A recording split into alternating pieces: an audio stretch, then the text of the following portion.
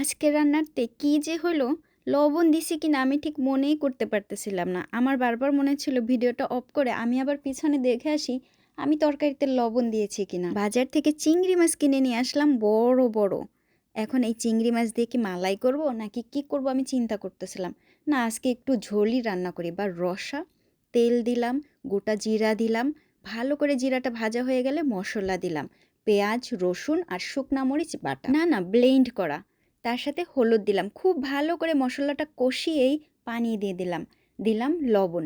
এই লবণটা নিয়েই ঝামেলা হলো, এখানে লবণ দিলাম তো শেষ পর্যন্ত আর মনেই করতে পারতেছিলাম না।